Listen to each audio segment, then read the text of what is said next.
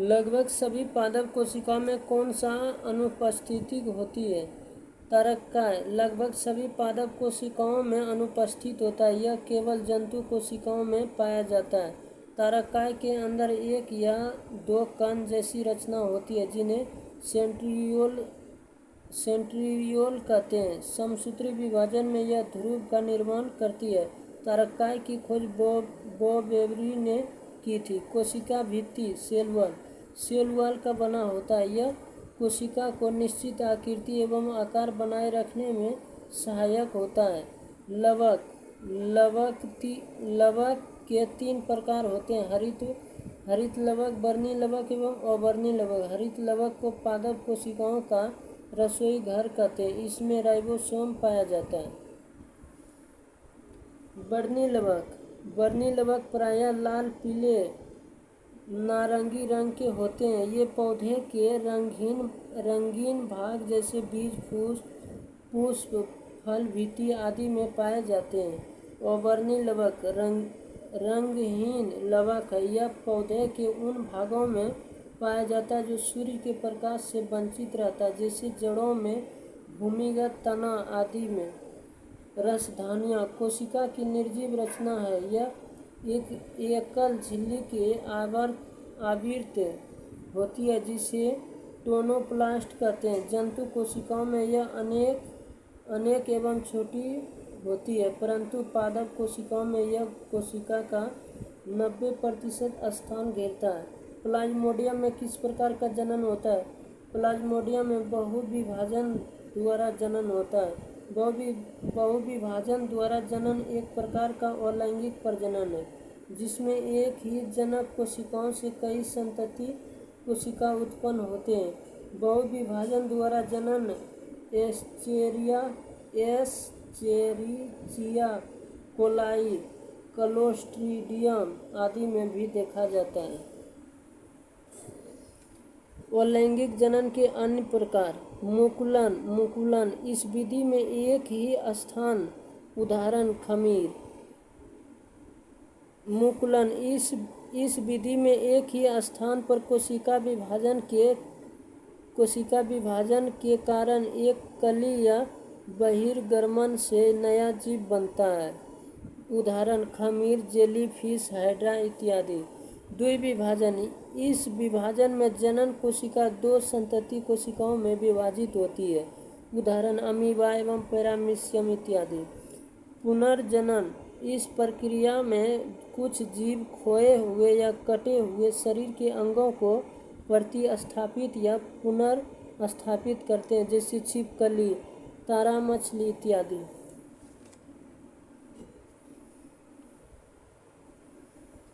Hydra में मुकुलन की प्रक्रिया संतानों में आनुवंशिक स्थिरता कैसे सुनिश्चित करती है? हाइड्रा में मुकुलन की प्रक्रिया संतानों में आनुवंशिक स्थिरता मुकुलनों में पर्यावरणीय कार्यों के कारण आनुवंशिक परिवर्तन के द्वारा होता है। अलैंगिक जनन मुकुलन द्वारा होता है। लैंगिक जनन युग्मक द्वारा होता है। कुछ सरीसृप में लिंग निर्धारण पूर्ण रूप से पर्यावरण पर निर्भर करता है। यह देखा गया है कि इनमें कुछ सरीसृपों में लिंग निर्धारण पूर्ण रूप में पर्यावरण पर निर्भर करता है। यह देखा गया है कि इसमें लिंग निर्धारण आनुवंशिकी कारकों पर निर्भर करता है। सरीसृप वर्ग कुछ प्रमुख विशेषताएं: इनका शरीर शुष्क शल्ययुक्त त्वचा से ढका रहता है।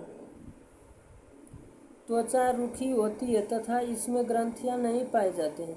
इसमें केराटिन द्वारा निर्मित बाह्य त्वचीय शल्य या परशल्य पाए जाते हैं। हृदय सामान्यतः 3 प्रकोष्ठ का बना होता है, लेकिन मगरमच्छ में 4 प्रकोष्ठ बना होता है।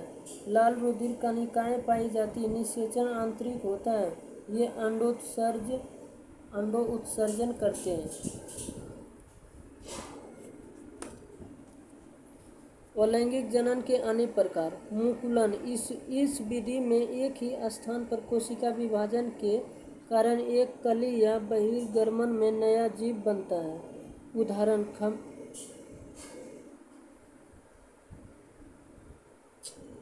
यहाँ से नहीं है प्यारे बाबू, यहाँ से होता है।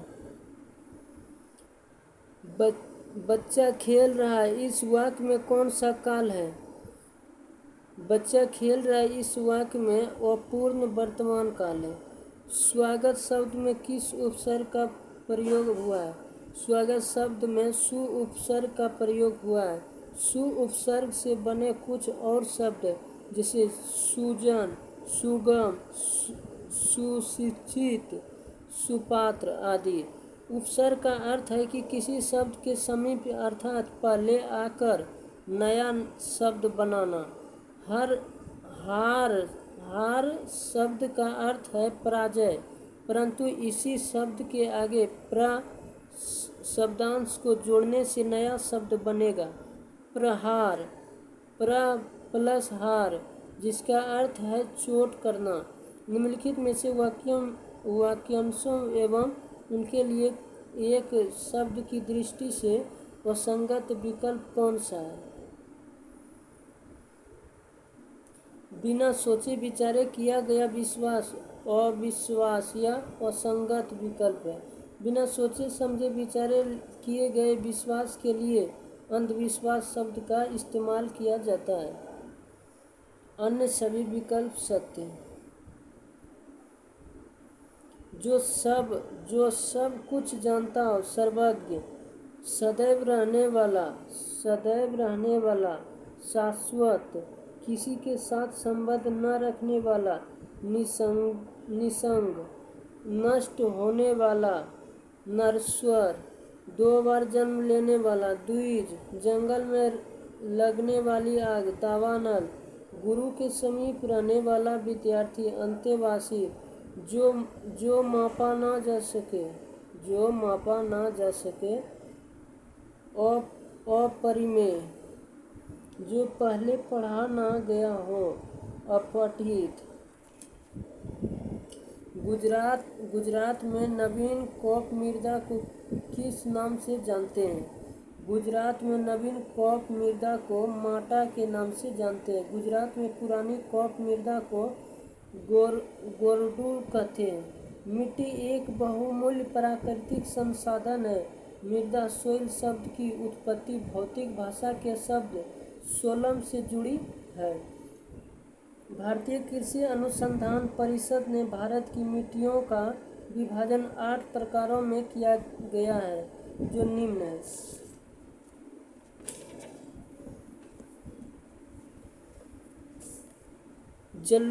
जलोढ़ मिट्टी, यह भारत के सर्वाधिक क्षेत्रफल पर पाए जाने वाली मिट्टियाँ हैं, जो देश के कुल क्षेत्रफल के लगभग 40% भागों पर फैला हुआ है। जलोढ़ मिट्टियों में पोटाश, फास्फोरिक अम्ल, चूना व कार्बनिक तत्वों की प्रचुरता होती है, परंतु इसमें नाइट्रोजन और ह्यूमस की कमी पाई जाती है।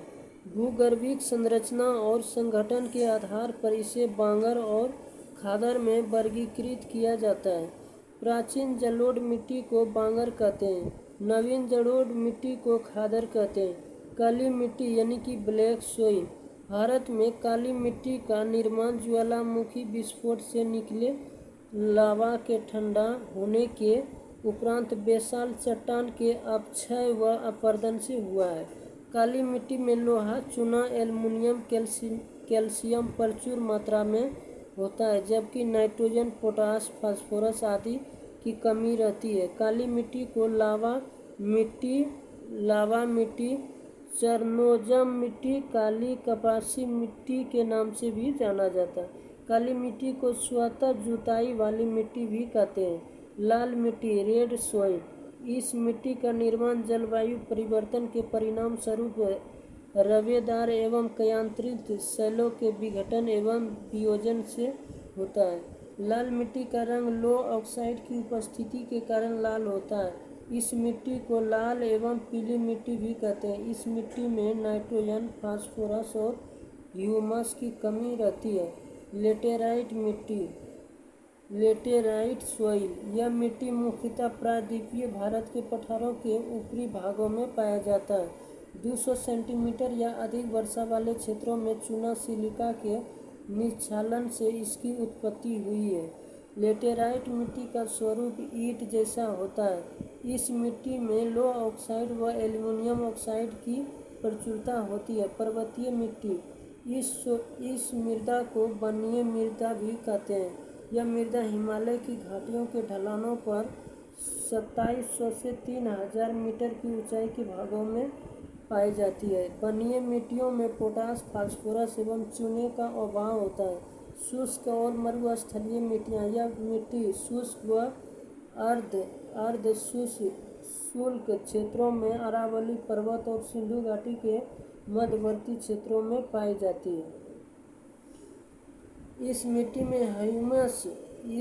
में ह्यूमस व जैव पदार्थ कम मात्रा में पाया जाता है। शुष्क और मरुस्थलीय मिट्टियों में लवणीय व क्षारीय मिट्टियाँ, यह एक अंतर क्षेत्रीय मिट्टी है जिसका विस्तार सभी जलवायु प्रदेशों में है।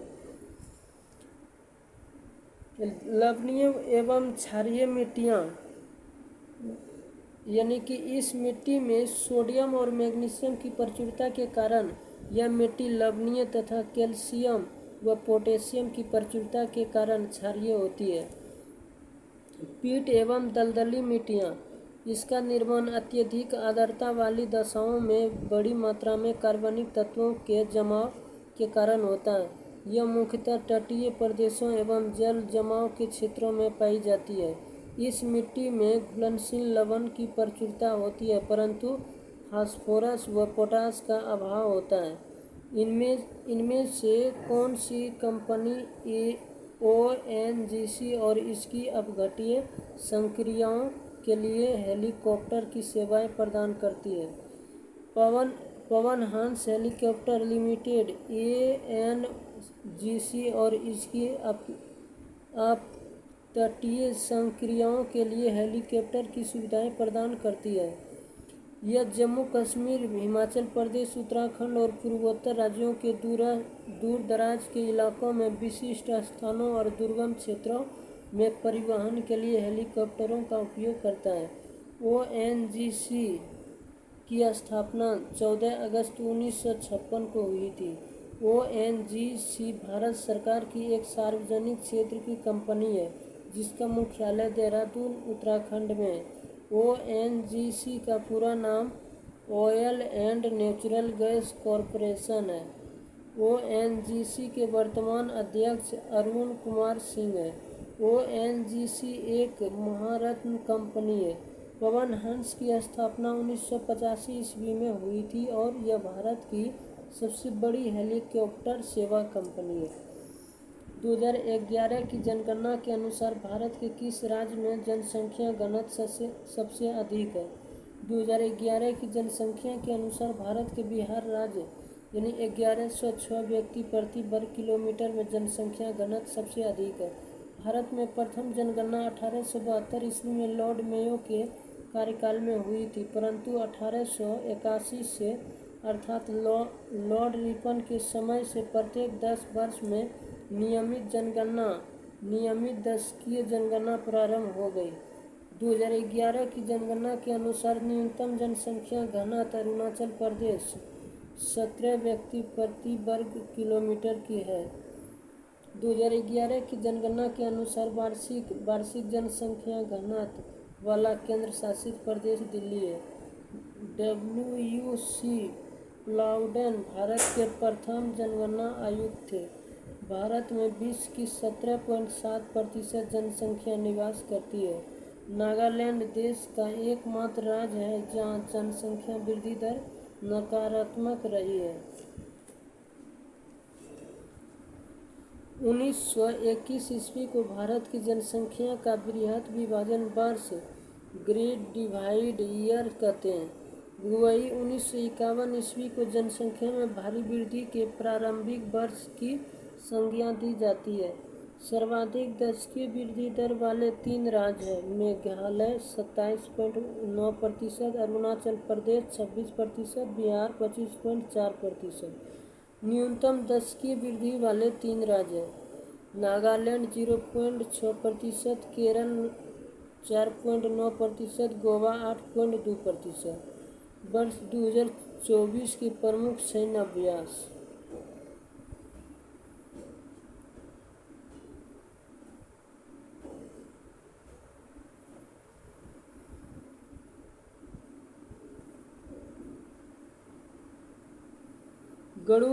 गरुड़ सैन्य अभ्यास। गरुड़ शक्ति 2024 9वां संस्करण सैन्य अभ्यास नवंबर 2024 भारत और इंडोनेशिया के बीच हुआ था। थल सेना के द्वारा जकार्ता आयोजन स्थल जो था इसका इंडोनेशिया और जकार्ता था। विनवैक्स 2024 5वां संस्करण सैन्य अभ्यास। विनवैक्स 2024 5वां संस्करण सैन्य अभ्यास नवंबर 2024 देश भारत और वियतनाम के बीच हुआ था। थल प्लस वायुसेना के बीच। ये आयोजन स्थल था अंबाला चंडी मंदिर हरियाणा। सूर्य किरण युद्ध अभ्यास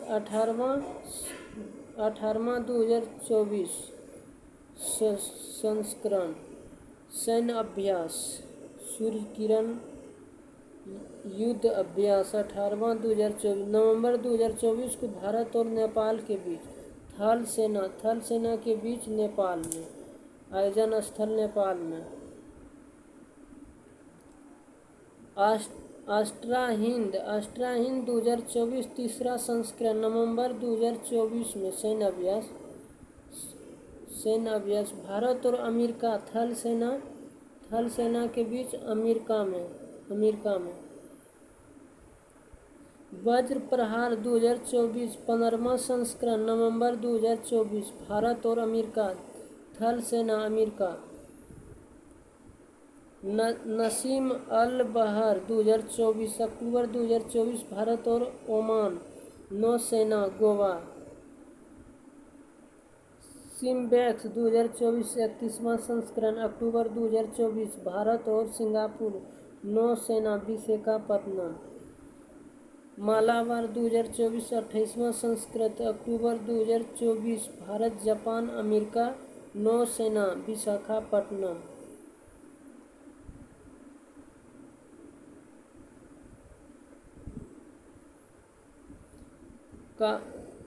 काजिंड 2024 सितंबर 2024 भारत कजाकिस्तान थल सेना औली उत्तराखंड। वरुण 2024 22वां संस्करण सितंबर 2024 भारत और फ्रांस नौसेना भूमध्य सागर।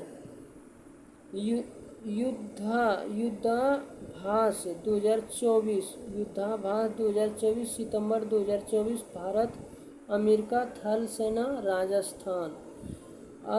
अल नजा 2024 सितंबर 2024 भारत और ओमान थल सेना ओमान में। उदार शक्ति 2024 अगस्त 2024 भारत और मलेशिया थल सेना मलेशिया में। मित्र शक्ति 2024 10वां संस्करण 2024 भारत और श्रीलंका थल सेना श्रीलंका। एक्स खान एक्वेस्ट 21वां संस्करण जुलाई अगस्त 2024 बहुराष्ट्रीय सैन्य अभ्यास थल सेना उलान बटोर मंगोलिया। नोमैडिक एलिफेंट 16वां संस्करण जुलाई 2024 भारत और मंगोलिया थल सेना उमरोई मेघालय। मैत्री 13वां संस्करण जुलाई 2024 भारत और थाईलैंड थल सेना टॉक प्रांत थाईलैंड। मैत्री 13वां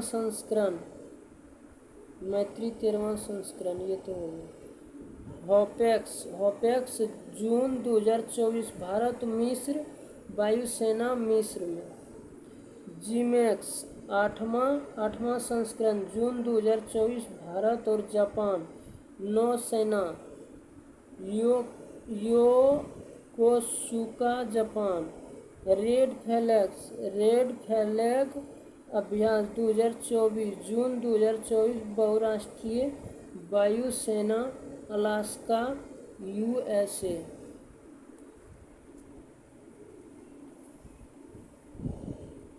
Bihar state power transmission company limited ने तीसरे LDC उत्कृष्टता पुरस्कार 2023 में किस श्रेणी में जीत हासिल की?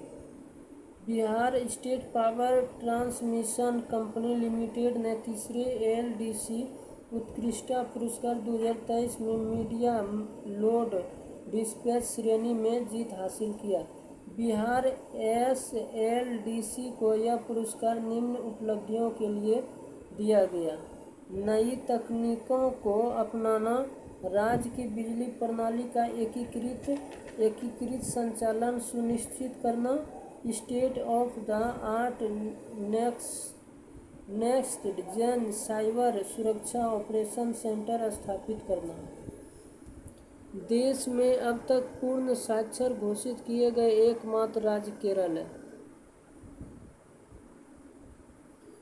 भारतीय वायुसेना के अभ्यास गगन शक्ति 2024 का आयोजन कहाँ किया गया था? राजस्थान में। भारतीय वायुसेना के अभ्यास गगन शक्ति 2024 का आयोजन राजस्थान में किया गया था। लीची पर राष्ट्रीय अनुसंधान केंद्र बिहार के डैश जिले में स्थित है? लीची पर राष्ट्रीय अनुसंधान केंद्र बिहार के मुजफ्फरपुर जिले में स्थित है।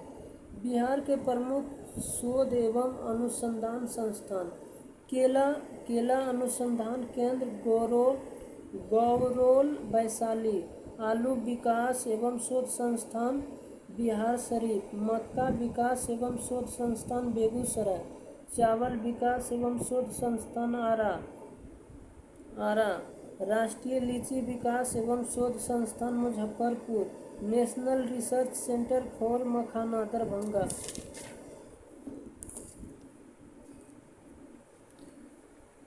टसर सिल्क विकास केंद्र भागलपुर, फल विकास एवं शोध संस्थान Sabour Bhagalpur, dolphin research centre Patna, Rajendra कृषि विश्वविद्यालय पूसा समस्तीपुर और अरेबिक और फारसी अनुसंधान संस्थान पटना, प्राकृतिक जैन शास्त्र और हिंसा शोध संस्थान वैशाली, AN सिन्हा शोध संस्थान पटना। निम्नलिखित में से कौन सा कारक जनसंख्या की गुणवत्ता निर्धारित नहीं करती है? मुद्रास्फीति जनसंख्या की गुणवत्ता निर्धारित नहीं करती है। जनसंख्या की गुणवत्ता को निर्धारित करने वाले कारक हैं साक्षरता दर, जीवन प्रत्याशा एवं द्वारा दर्शाए गए व्यक्ति के स्वास्थ्य और देश के लोगों द्वारा अर्जित कौशल निर्माण।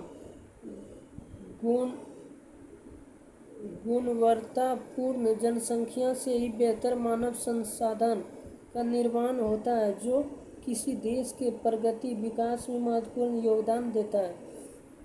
मानव संसाधन: किसी देश के संदर्भ में मानव संसाधन उसकी जनसंख्या में पाई जाने वाली अयोग्यता, क्षमता, कौशल एवं ज्ञान है जो उस देश के लिए मानव पूंजी का निर्माण करता है। भारत का साक्षरता दर 2011 74.04% है। बिहार का साक्षरता दर 2011 के अनुसार 61.82% है। जीवन प्रत्याशा किसी व्यक्ति या समूह के लोगों द्वारा समान परिस्थितियों में जीने की अपेक्षित औसत वर्षों की संख्या। जीवन प्रत्याशा को प्रभावित करने वाले कारक: आर्थिक स्थिति, शिक्षा, रोजगार, आवास, स्वास्थ्य सेवा, खाद्य सुरक्षा जैसी चीजें शामिल हैं।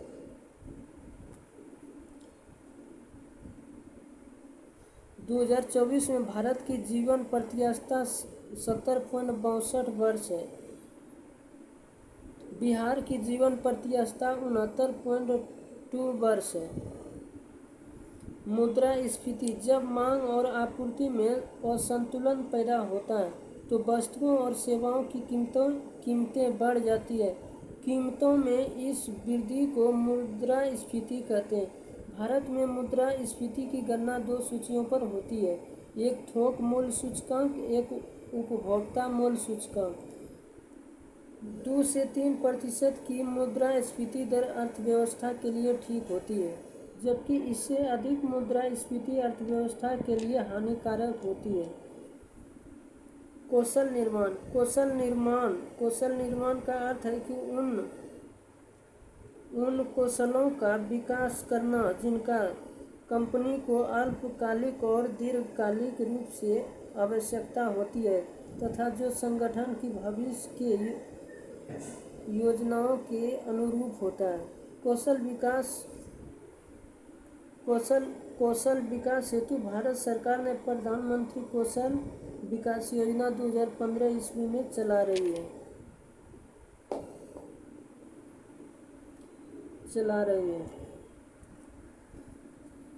निम्न में से कौन सा गैर बाजार क्रियाओं का उदाहरण है? राम के पास एक गाय है और उसका दूध वह स्वयं उपयोग करता है, यह गैर बाजार क्रियाओं का उदाहरण है। बाजार क्रिया: जब कोई व्यक्ति किसान मंडी में बेचने के उद्देश्य से वस्तुओं खाद्यान्नों का उत्पादन करता है तो उसे बाजार क्रिया कहते हैं। गैर बाजार क्रिया: जब कोई व्यक्ति किसान अपने परिवार के उपयोग हेतु वस्तुएं खाद्यान्न का उत्पादन करता है तो उसे गैर बाजार क्रिया कहते हैं। बहुराष्ट्रीय निगमों की स्थिति में कौन सा सही है? वस्तुओं व सेवाओं का विश्व स्तर पर उत्पादन नहीं किया जाता है, यह कथन सही नहीं है। बहुराष्ट्रीय निगम MNC एक ऐसी कंपनी है जो अपने देश के साथ साथ दुनिया भर के अन्य देशों में भी काम करती है। यह एक देश में स्थित एक केंद्रीय कार्यालय रखता है जो इसके सभी अन्य कार्यालयों जैसे प्रशासनिक शाखाओं या कारखानों के प्रबंध का समन्वय करता है। बहुराष्ट्रीय निगम के मुख्य कार्य: अंतर्राष्ट्रीय स्तर पर माल के उत्पादन को नियंत्रित करना, विभिन्न देशों के बीच विभिन्न वस्तुओं के आयात और निर्यात को नियंत्रित करना। वैश्वीकरण: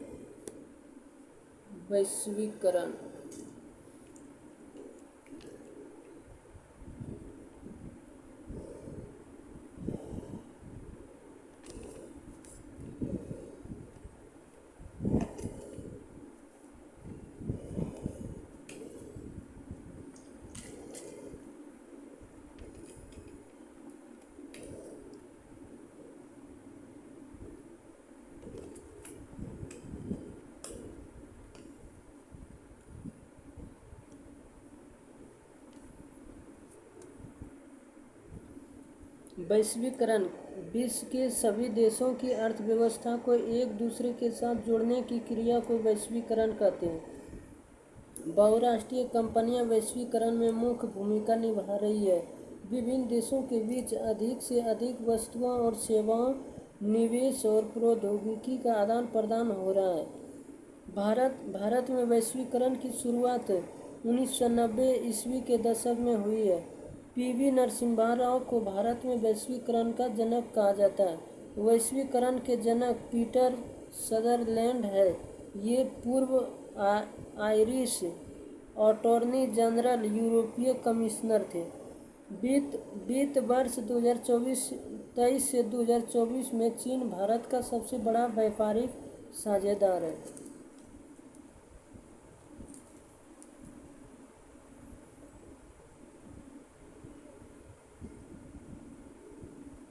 वह स्थान जहाँ शुक्राणु का अंड से सामना होता है। शुक्राणु का अंड से सामना डिंब वाहिनी में होता है।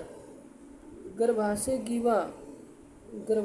ग्रीवा उटरनी कैर्विक्स गर्भाशय का निचला हिस्सा। गर्भाशय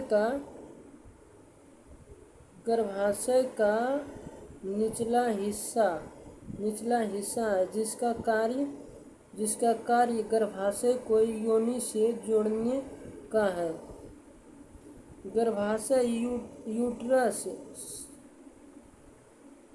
7.5 सेंटीमीटर लंबी एवं 5 सेंटीमीटर चौड़ी तथा इसके दीवार की मोटाई 2.5 सेंटीमीटर है। इसका वजन लगभग 35 ग्राम तथा इसकी आकृति नाशपाती जैसी होती है।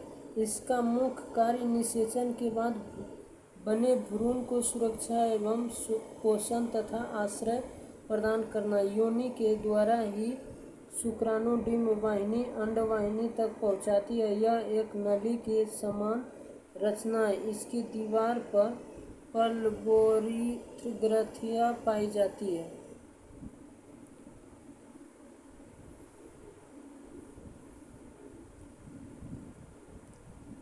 मस्तिष्क ब्रेन देश मानव शरीर का मुख्य समन्वय केंद्र है। मस्तिष्क मानव शरीर का मुख्य समन्वय केंद्र यानी कि कोऑर्डिनेटिंग सेंटर है, क्योंकि मस्तिष्क की शरीर के सभी कार्यों के नियंत्रण और सामंजस्य का आधार है।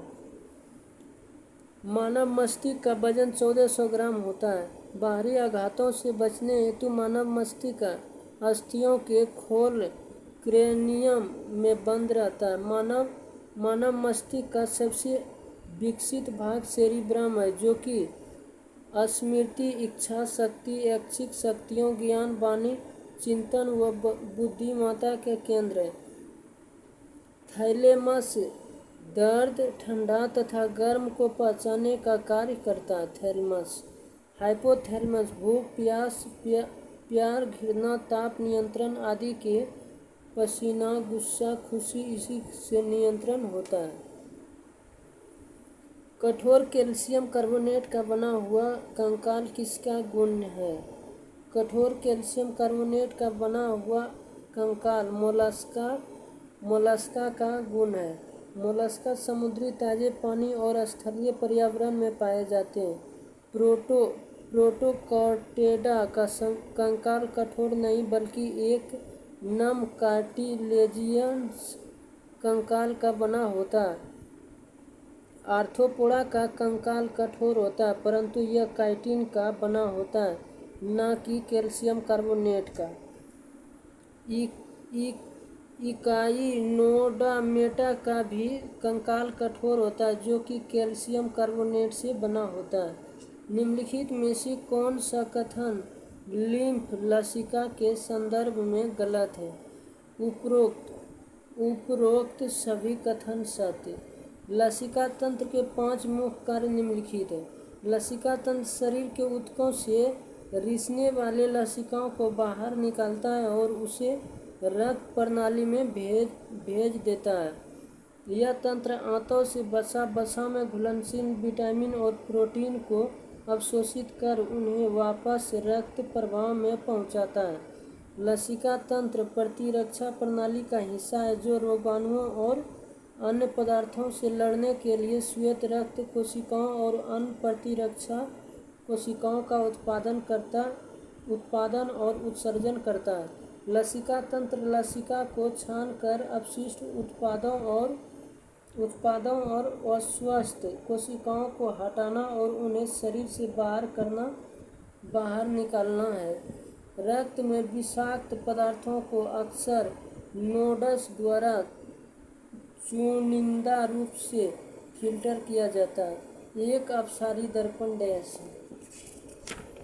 एक अपसारी दर्पण एक उत्तल दर्पण है, क्योंकि जब प्रकाश की किरणें उत्तल दर्पण पर पड़ती है तो वे परावर्तन के बाद अपसारी हो जाती है, अर्थात ये किरणें दर्पण की परावर्तक सतह से टकराने के बाद विचलित हो जाती है। अवतल दर्पण को अभिसारी दर्पण कहा जाता है, क्योंकि यह अनंत से आने वाली किरणों को सिकोड़ता है। उत्तल दर्पण जिस गोलीय दर्पण का परावर्तक सतह उभरा रहता है उसे उत्तल दर्पण कहा जाता है। उत्तल दर्पण से बने प्रतिबिंब इस दर्पण से बना प्रतिबिंब सदैव दर्पण के पीछे उसके ध्रुव और फोकस के बीच वस्तु से छोटा, सीधा एवं आभासी बनता है। यह किसी वस्तु की उत्तल दर्पण से दूरी बढ़ाई जाए तो दर्पण से बने आभासी एवं सीधे प्रतिबिंब का आकार छोटा होता है तथा उसकी स्थिति दर्पण के पीछे ध्रुव से फोकस की ओर खिसकती जाती है।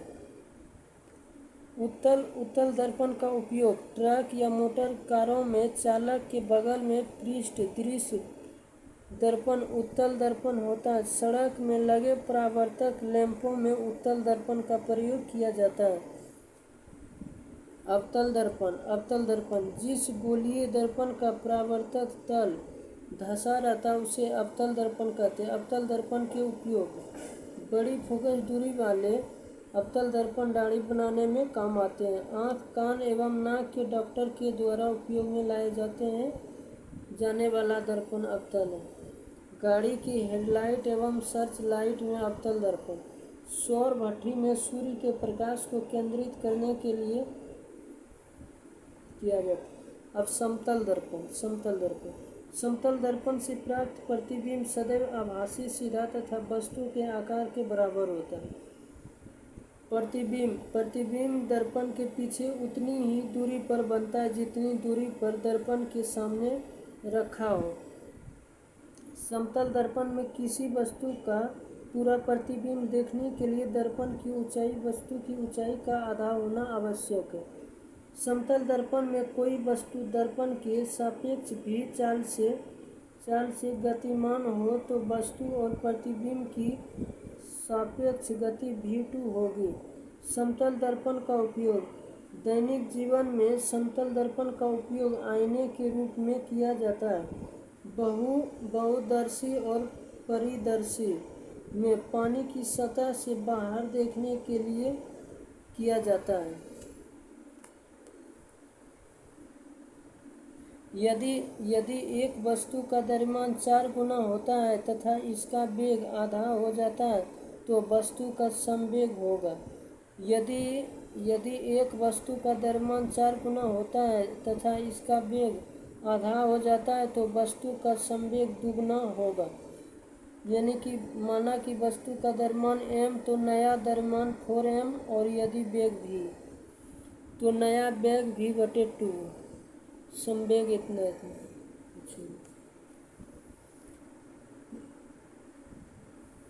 विद्युत उपकरणों को अति भारण के कारण लघु पतन से सुरक्षित रखने के लिए सबसे महत्वपूर्ण सुरक्षा विधि है।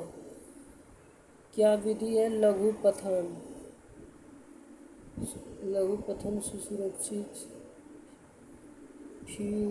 फ्यूज का उपयोग। विद्युत उपकरणों को अति भार के कारण लघु पतन से सुरक्षित रखने के लिए सबसे महत्वपूर्ण सुरक्षा विधि फ्यूज का उपयोग है। विद्युत फ्यूज परिपथ तथा संधारित्रों की सुरक्षा किसी भी अनावश्यक रूप से उच्च विद्युत धारा को उनसे प्रभावित न होने देकर करता है।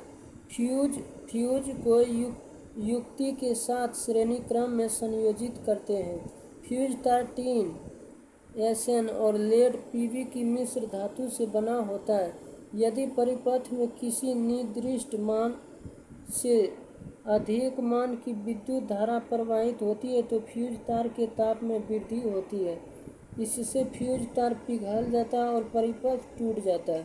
फ्यूज तार प्रायः धातु के सिरे वाले पोर्सेलेन अथवा इसी प्रकार के विद्युत रोधी पदार्थ के कार्ट्रिज में रखा जाता है। लघु पतन शॉर्ट सर्किट के समय विद्युत परिपथन में विद्युत धारा अत्यधिक बढ़ जाती है।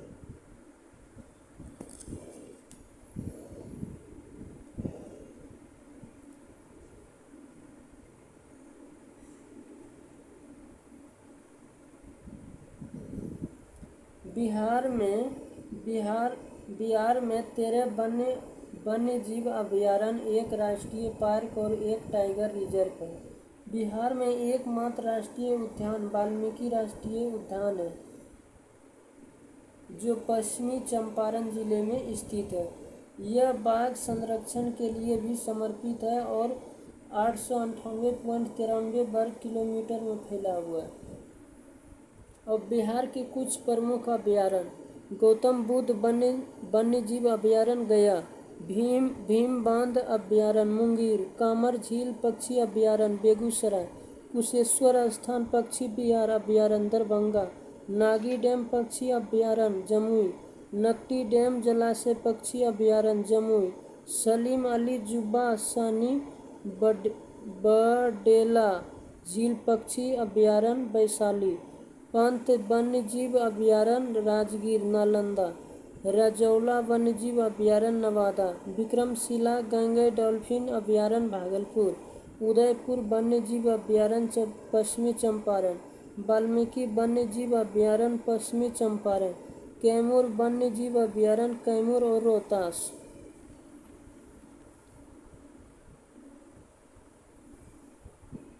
भाबर मिट्टी हिमालय की तलहटी में स्थित चट्टानी और छिद्रपूर्ण मिट्टी की एक संकरी पट्टी है। यह पहाड़ों से नदियों द्वारा लाए गए मलबे और तलछट के जमाव से बनी है। भाबर शिवालिक पर्वत श्रृंखला के नीचे का क्षेत्र है। भाबर में कंकड़, गाद और बालू मिलती है। भाबर क्षेत्र में खेती नहीं की जा सकती है। तराई मिट्टी का निर्माण हिमालय से नदियों द्वारा लाए गए अवसाद या तलछटी पदार्थों के एकत्रीकरण एवं अपसादन से होता है। यह घने जंगल और वन्य प्राणियों वाला क्षेत्र है। तराई मिट्टी खेती के लिए उपयुक्त होती है और धान, गन्ना, तंबाकू और बाजरा जैसी फसलों की पैदावार बढ़ाती है। तराई मिट्टी में साल के ज़्यादातर समय में नमी रहती है और भूजल स्तर भी ज़्यादा रहता है। बांगर या पुरानी जलोढ़ मिट्टियाँ: तराई के दक्षिण में पुरानी जलोढ़ मिट्टी का क्षेत्र प्रारंभ होता है, जिसे यहाँ बांगर कहते हैं। खादर: नवीन जलोढ़ मिट्टी प्रत्येक साल बाढ़ द्वारा लाई गई बहाकर मिट्टियों को खादर मिट्टी कहते हैं।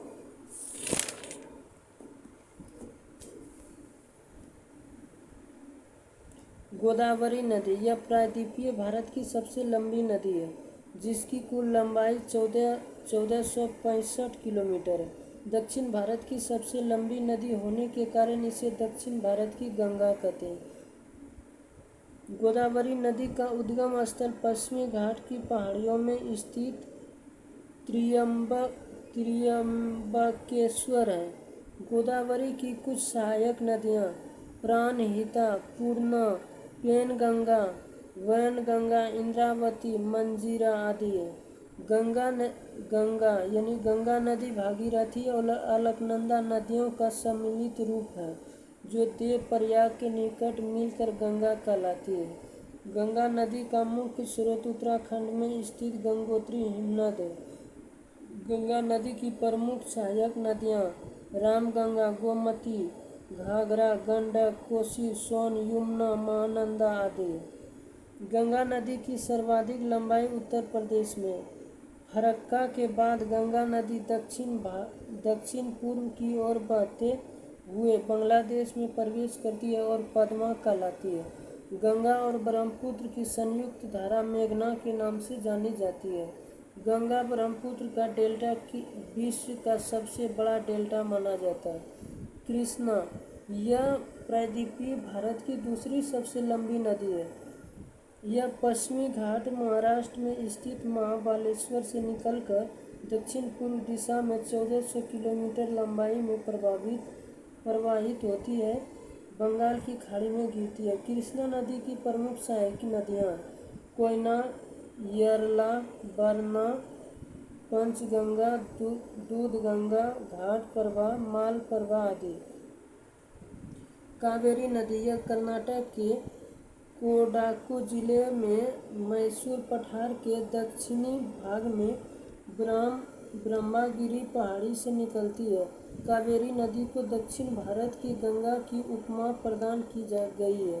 कावेरी नदी के अफवाह क्षेत्र को दक्षिण भारत का दक्षिण भारत का चावल का कटोरा यानी rice bowl of south India भी कहा जाता है। कावेरी नदी की प्रमुख सहायक नदियाँ हेमावती, लोकापावनी, आर्कवती, भवानी, अमरावती आदि है। कावेरी नदी पर ही होगेनबक्कल जलप्रपात स्थित है। निम्न में से कौन सा खनिज मोनाजाइट रेत में मिलता है? थोरियम। थोरियम खनिज मोनाजाइट रेत में मिलता है। थोरियम इसकी प्राप्ति मुख्यतः मोनाजाइट बालू का निक्षेप से होती है, जिसका निर्माण कैमेरियन काल की चट्टानों के नष्ट होकर चूर्ण बन जाने से हुआ है। यह मोनाजाइट निक्षेप मुख्यतः केरल के तटवर्ती भागों में पाए जाते हैं। सोना यानी गोल्ड की गणना बहुमूल्य धातुओं में की जाती है। देश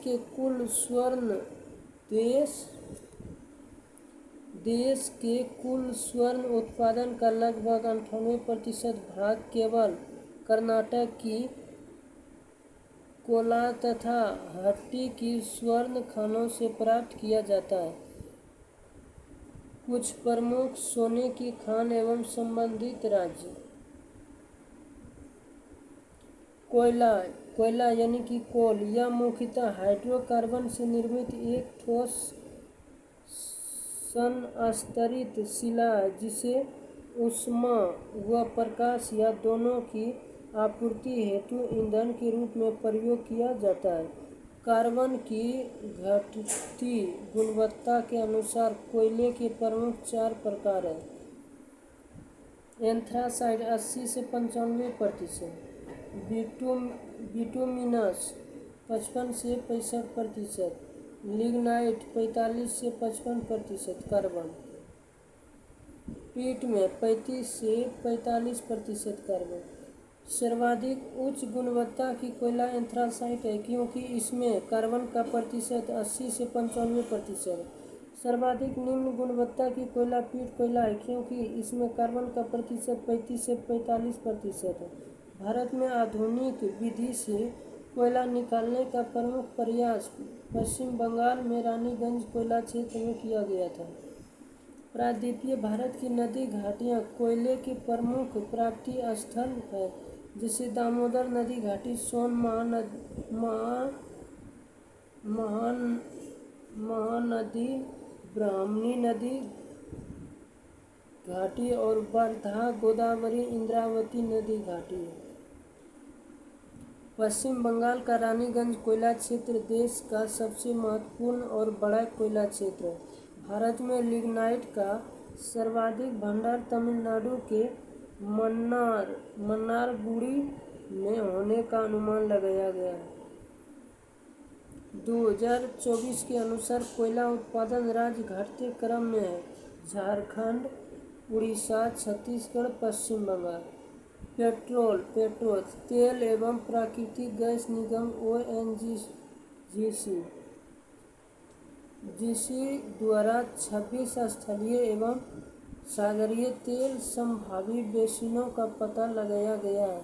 इसके 2019 के आंकड़ों के अनुसार देश का कुल खनिज तेल भंडार 1619 मिलियन टन है। देश का सबसे महत्वपूर्ण एवं प्राचीन तेल क्षेत्र असम में है। यहाँ के तेल क्षेत्रों में डिगबोई नहर, कटिया, हागरीजान, मोरान, सुरमा नदी घाटी प्रमुख है।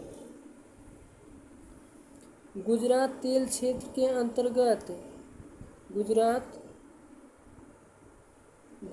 गुजरात तेल क्षेत्र के अंतर्गत खंभात, अंकलेश्वर, नौगांव, कोसंबा, ओलपाड, ढोलका, मेहसाना, कलोल तेल क्षेत्र आता है। मंगला तेल क्षेत्र राजस्थान में स्थित है।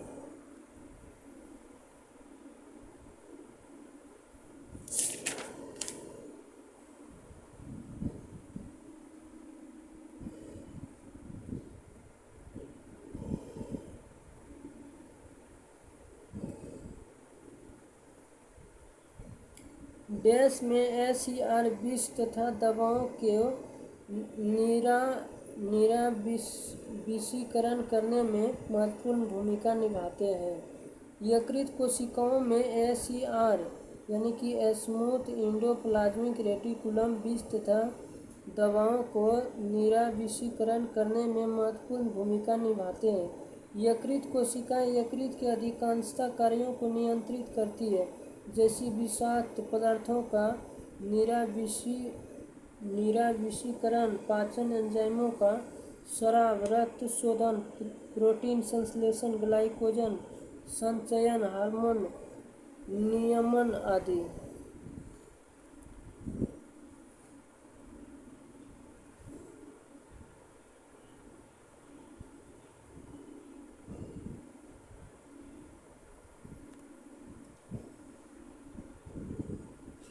यानी कि द्रव संयोजी ऊतक रक्त में, उपकला ऊतक त्वचा में, जोड़ों की सतह, उपास्थि, तंत्रिका ऊतक, spinal cord.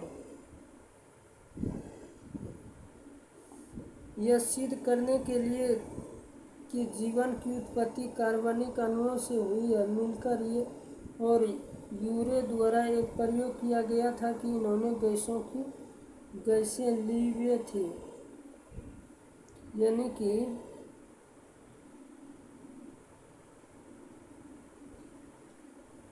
Methane, ammonia, hydrogen.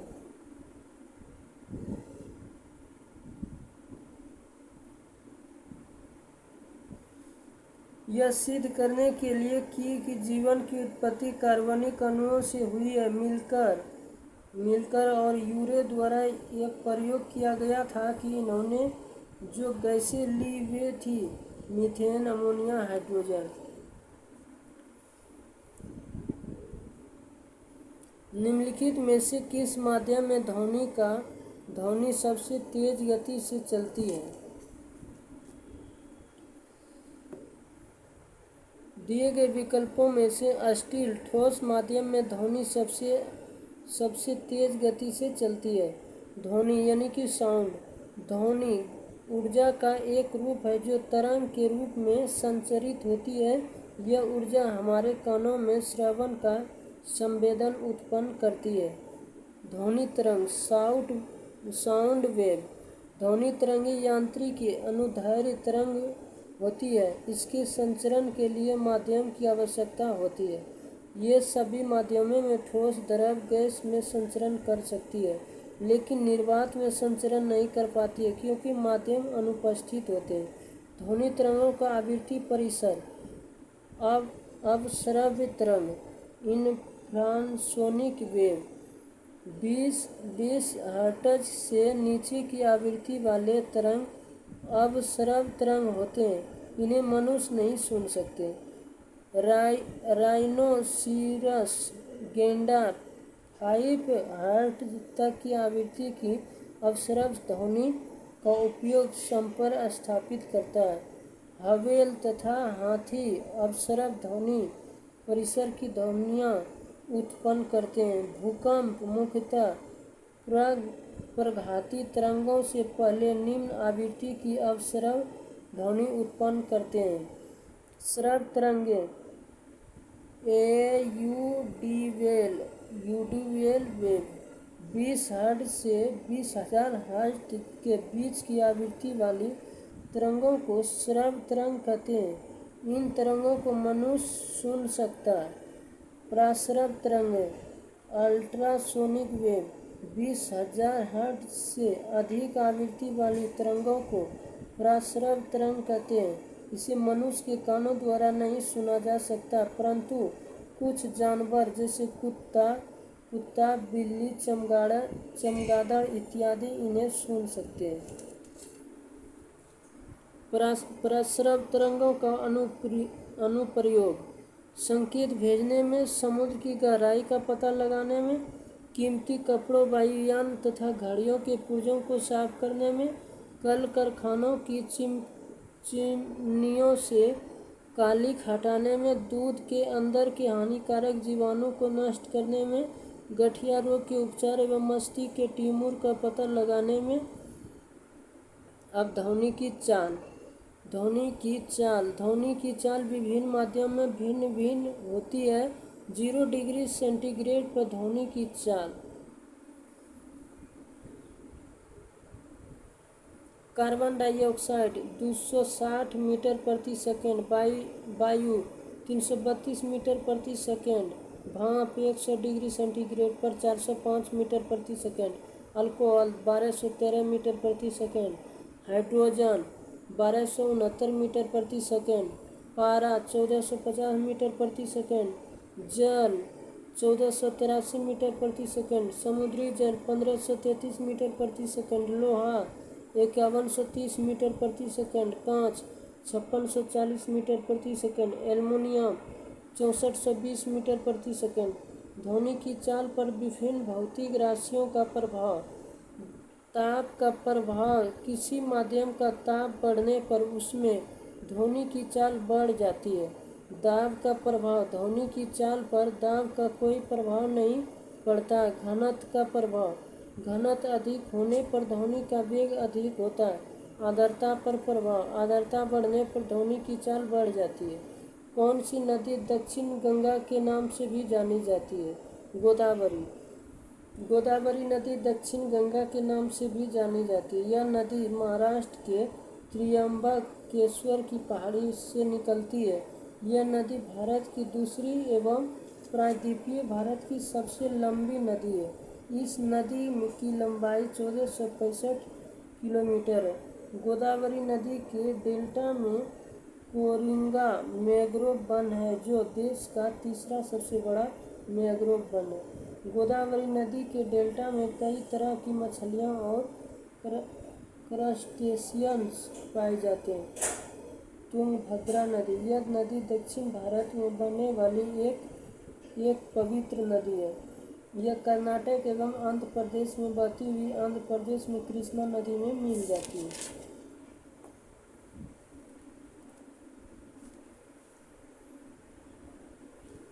Koyna वन्य जीव अभयारण्य और राज्य।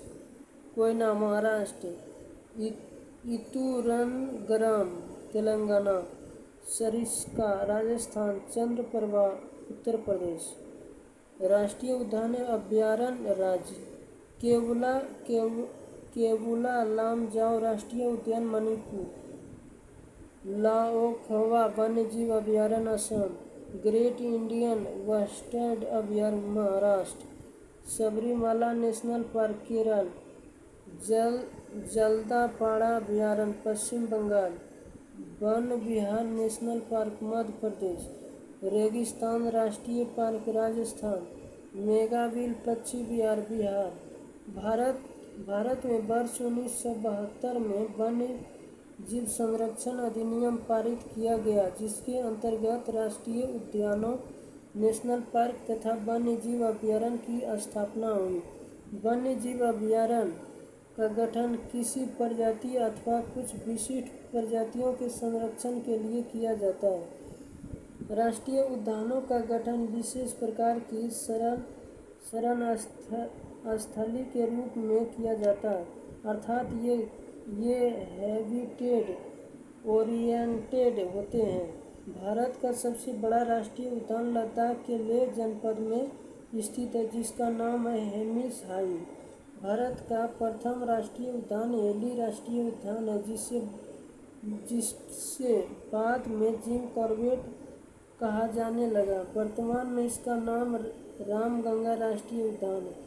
बिहार में जब पहली बार राष्ट्रपति शासन लगाया गया तो उस समय राज्य के राज्यपाल कौन थे?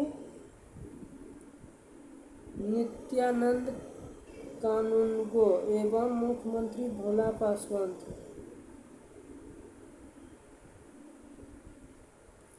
बिहार में पहली बार राष्ट्रपति शासन 29 जून 1968 को लगाया गया था, जो 26 फरवरी 1969 तक जारी रहा। बिहार में प्रथम राष्ट्रपति शासन के दौरान बिहार के राज्यपाल नित्यानंद कानूनगो छठे थे।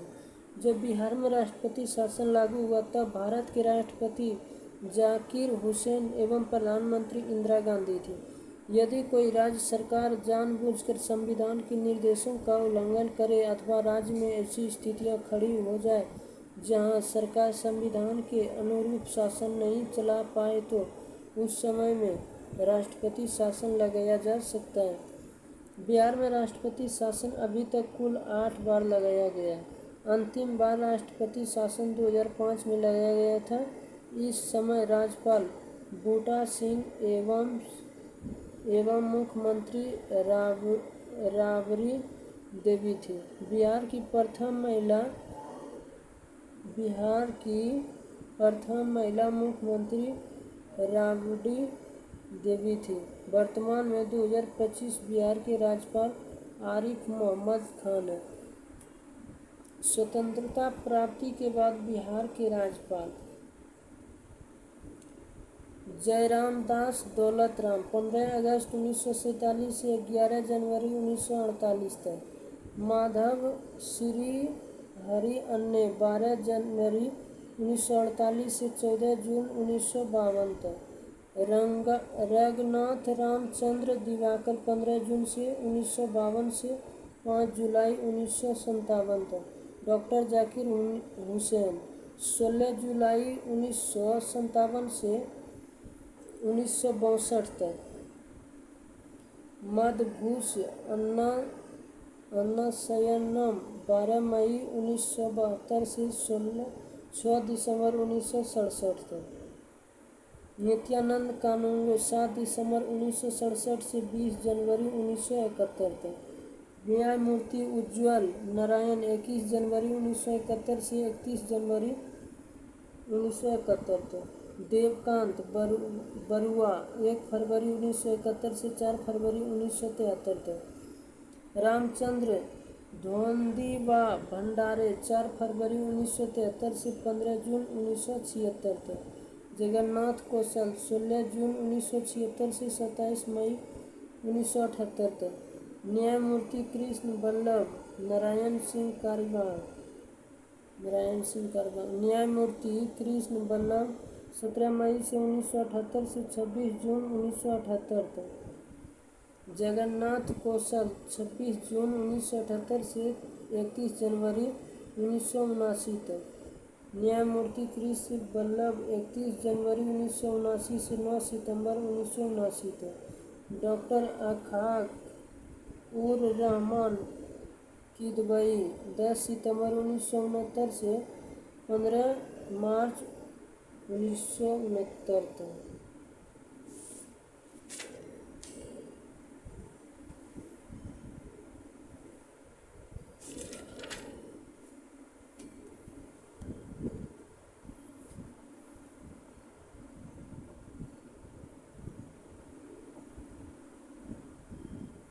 बिहार विधानसभा में अनुसूचित जनजाति के लिए कितने सीटें आरक्षित हैं?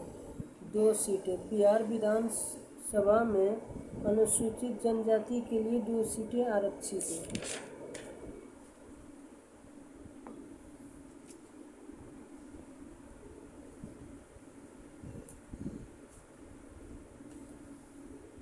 यह 2 सीट मनिहारी कटिहार एवं कटोरिया बांका है। उल्लेखनीय है कि अनुसूचित जाति के लिए बिहार विधानसभा में 38 सीटें आरक्षित हैं। देश लॉर्ड से उसी प्रकार संबंध थे जिस प्रकार मध्यकालीन में लॉर्ड राजा से संबंध था। सामंत नाइट लॉर्ड से उसी प्रकार संबंध थे जिस प्रकार मध्यकालीन समय में लॉर्ड राजा से संबंधित था। 9वीं सदी से यूरोप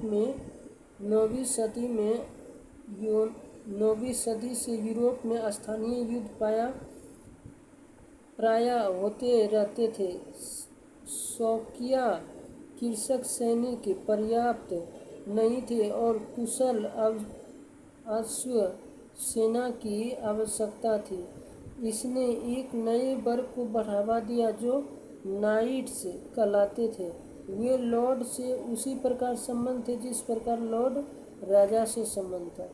लॉर्ड ने नाइट को भूमि का एक भाग जिसे फीफ कहा दिया और उसका रक्षा करने का वचन दिया। फीफ को उत्तराधिकारी में पाया जा सकता था। यह द यह 1,000 से 2,000 एकड़ या उससे अधिक में फैली हुई हो सकती थी, जिसमें नाइट और उसके परिवार के लिए एक पवन चक्की और मंदिरा संपीड़क के अतिरिक्त इसके व उसके परिवार के लिए घर, चर्च और उस पर निर्भर व्यक्तियों के रहने की व्यवस्था शामिल थी। सामंती मनेर की तरह फीफ को भूमि को कृषक जोतते थे। बदले में नाइट अपने लॉर्ड को एक निश्चित रकम देता था और युद्ध में उसकी तरफ से लड़ने का वचन देता था। अपनी सैन्य अयोग्यता को बनाए रखने के लिए नाइट प्रतिदिन अपना समय बाड़ बनाने, घेराबंदी करने और पुतलों से रण कौशल एवं अपने बचाव का अभ्यास करने में निकालते थे। नाइट अपनी सेवाएं अन्य लॉर्डों को भी दे सकता था, पर इसकी सर्वप्रथम निष्ठा अपने लॉर्ड के लिए ही होती थी।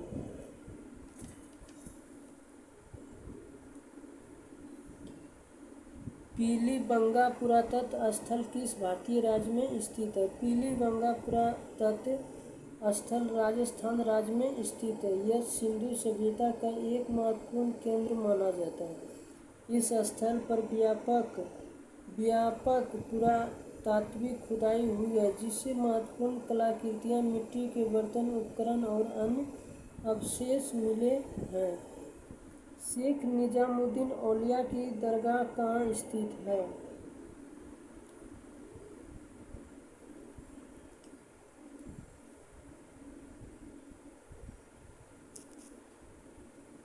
शेख निजामुद्दीन औलिया 1238 से 1325 की दरगाह दिल्ली में स्थित है।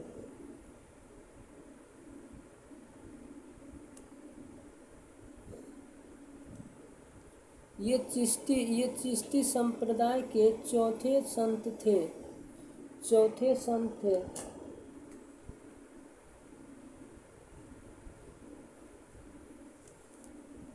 सबसे प्रसिद्ध सूफी संतों में से एक थे। इन्हें हजरत निजामुद्दीन और महबूब-ए-इलाही ईश्वर का प्रिय के नाम से भी जाना जाता है। इनके कुछ प्रसिद्ध शिष्यों में शेख नसीरुद्दीन चिराग देहलवी, अमीर खुसरो जैसे कवि शामिल हैं।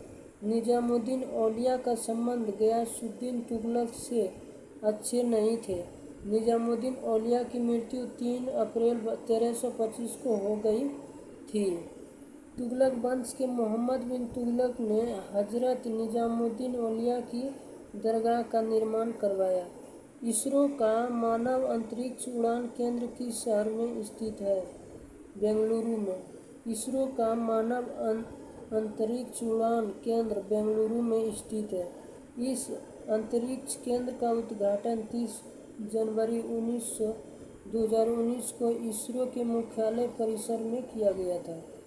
इसरो की स्थापना 15 अगस्त 1969 को हुई थी।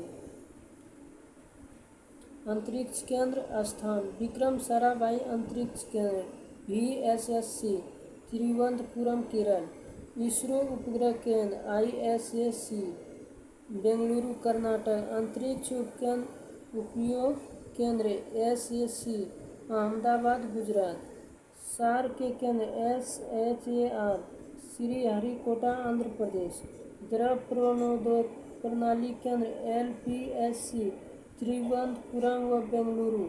इसरो टेलीकॉम निगरानी एवं नियंत्रक नेटवर्क, ISTRAC, बेंगलुरु, कर्नाटक। इसरो जड़त्वीय प्रणाली इकाई, तिरुवनंतपुरम, केरल, ISSU।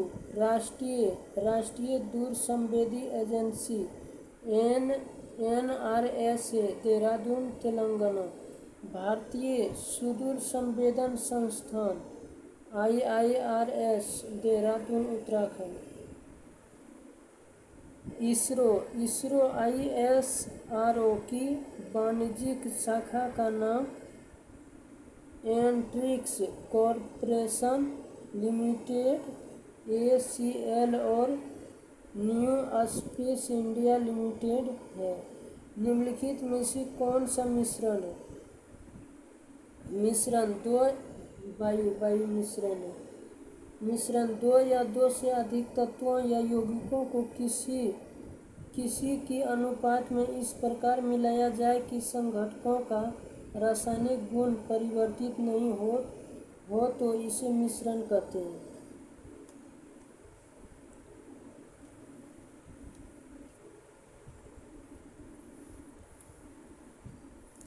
मिश्रण दो प्रकार के होते हैं। समांगी मिश्रण ऐसा मिश्रण जिसमें उसके घटक एक दूसरे में इस प्रकार मिले हुए हो कि पूरा मिश्रण समरूप हो, समांगी मिश्रण कहलाता है। समांगी मिश्रण को विलयन भी कहते हैं। जल में चीनी का विलयन, हवा इत्यादि। विसमांगी मिश्रण ऐसा मिश्रण जिसमें उसके घटक एक दूसरे में पूरी तरह मिले नहीं रहते अर्थात जिस मिश्रण में पदार्थों के गुण एक समान न हो, इसे विसमांगी मिश्रण कहते हैं। जल और तेल का मिश्रण, जल में बालू का घोल, नमक और चीनी का मिश्रण। यौगिक यह दो या दो से अधिक तत्वों के नियत अनुपात में रासायनिक तौर पर संयोग से बना होता है, जैसे CO2, CH3 इत्यादि। मिश्रण तथा यौगिक में अंतर। मिश्रण तत्व या यौगिक केवल मिश्रण बनाने के लिए मिलते हैं किंतु नए यौगिक का निर्माण नहीं करते हैं। मिश्रण का संघटन परिवर्तनीय होता है। मिश्रण उसमें उपस्थित घटक के गुणधर्मों को दर्शाता है।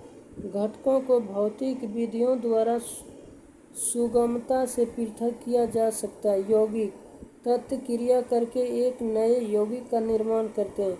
नए पदार्थ का संगठन सदैव अस्थायी होता है। नए पदार्थ के गुणधर्म पूरी तरह से भिन्न होते हैं। घटकों को केवल रासायनिक या वैद्युत रासायनिक प्रतिक्रिया द्वारा ही पृथक किया जा सकता है।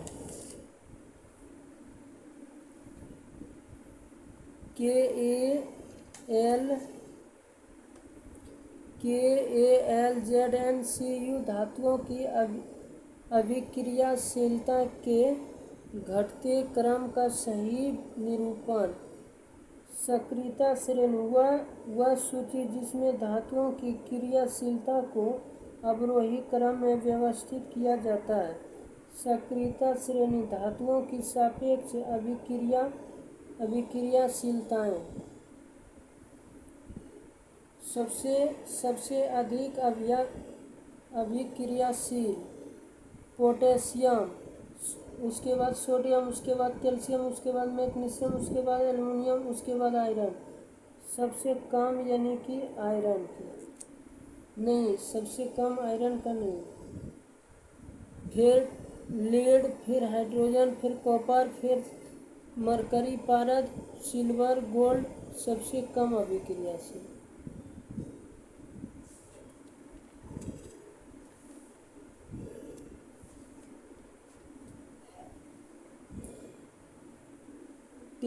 टेनिस कोर्ट में 20 जून 1789 को जमा हुए तीसरे स्टेट का नेतृत्व किसने किया था?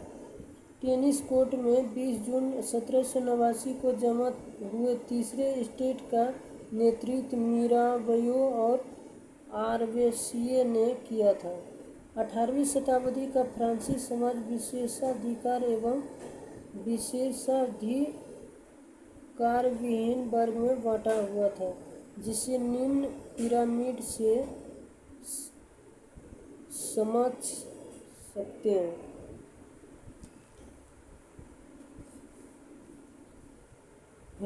हेनरी कोर्ट के किस आविष्कार से शुद्ध और अच्छा लोहा बनाना संभव हुआ?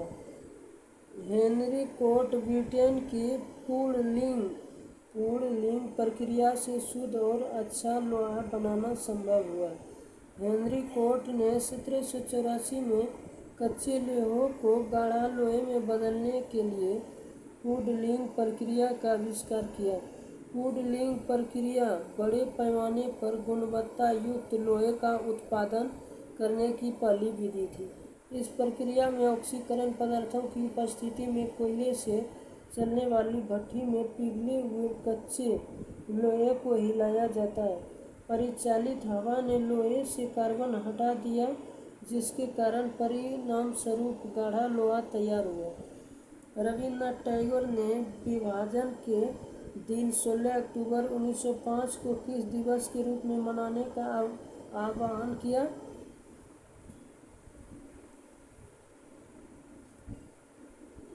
राखी दिवस। रविन्द्रनाथ टैगोर ने विभाजन के दिन 16 अक्टूबर 1905 को राखी दिवस मनाने का आह्वान किया। बंगाल विभाजन की घोषणा 20 जुलाई 1905 को की गई तथा यह 16 अक्टूबर 1905 को लागू हुआ। इस विभाजन का पहला सामूहिक विरोध प्रदर्शन का आयोजन 7 अगस्त 1905 को कलकत्ता के टाउन हॉल में किया गया। इस दिन को शोक दिवस एवं उपवास दिवस भी घोषित किया गया था। किस वर्ष में बिहार को राज्य का दर्जा मिला और पटना राजधानी बनी? बिहार को राज्य का दर्जा 1936 ईस्वी में मिला और पटना राजधानी बनी। बिहार को राज्य का दर्जा 1936 ईस्वी में मिला और पटना राजधानी बनी। श्री सच्चिदानंद और महेश नारायण द्वारा पृथक बिहार के समर्थन में 1894 ईस्वी में पटना से बिहार टाइम्स या बिहारी समाचार पत्र निकालना प्रारंभ किया। दिल्ली दरबार में 12 दिसंबर 1911 को आयोजित शाही दरबार में बिहार और उड़ीसा के क्षेत्रों को मिलाकर बंगाल से पृथक कर एक नए प्रांत के गठन की अनुमति ब्रिटिश सम्राट द्वारा दी गई। इस घोषणा के अनुसार 22 मार्च 1912 को नए प्रांत बिहार का गठन हुआ, जिसमें उड़ीसा भी शामिल था। वर्ष 1936 में उड़ीसा को पृथक कर शेष क्षेत्र को मिलाकर बिहार राज्य का गठन हुआ। 1 अप्रैल 1936 को सर जेम्स शिफ्टन को बिहार का पहला राज्यपाल नियुक्त किया गया। जल के अणु में बंध की प्रकृति है। जल के अणु में हाइड्रोजन आबंध की प्रकृति है। हाइड्रोजन बंध किसी अणु के हाइड्रोजन परमाणु और किसी वैद्युत ऋणात्मक परमाणु फ्लोरीन, कार्बन, ऑक्सीजन, नाइट्रोजन के मध्यम आकर्षण बल के कारण बने बंध को हाइड्रोजन बंध कहते हैं। जब हाइड्रोजन बंध दो या अधिक अणुओं के मध्य बनता है तो इसे अंतर अणु हाइड्रोजन बंध कहते हैं, जैसे H2O, HF, HN3, H2O2, C2H5OH आदि। जब हाइड्रोजन बंध एक ही अणु के परमाणुओं के बीच बनता है तो इसे अंतर अणुक हाइड्रोजन बंध कहते हैं, जैसे प्रोटीन, DNA, RNA। हाइड्रोजन बंधन एक कमजोर स्थिर वैद्युत आकर्षण बल है जो सहसंयोजक बंधन से कमजोर होता है। सहसंयोजक आबंध यह समान या असमान तत्वों के परमाणुओं के बीच इलेक्ट्रॉनों की साझेदारी के फलस्वरूप बनते हैं। जिन यौगिकों में यह बंध उपस्थित होता है उसे सहसंयोजक यौगिक कहते हैं। सहसंयोजक बंध बनाने वाले प्रत्येक परमाणु द्वारा इलेक्ट्रॉन की साझेदारी से अष्टक प्राप्त किया जाता है।